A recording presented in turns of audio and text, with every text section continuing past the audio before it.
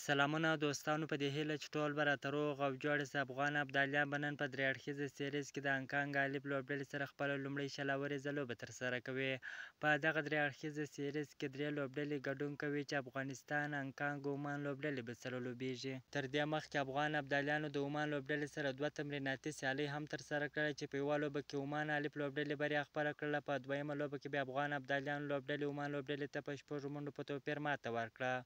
خو تېره ورځ د درې اړخیزه سیریزو لومړۍ لوبه هم ترسره سوله چې عمان او هانګکانګ لوبډلې سره مخ شولې. هانګکانګ لوبډلې بیا په لومړۍ شلاوریزه لوبه کې عمان لوبډلې ته ماته ورکړه. نن ماپښین به افغان ابدالیان د هانګکانګ الف لوبډلې پر وړاندې خپله لومړۍ شلاوریزه لوبه ترسره کوي. که وګورو هانګکانګ لوبډله ډېره قوي او پیاوړې لوبډله ده چې د عمان لوبډلې قوي لوبډلې ته ماته ورکړله.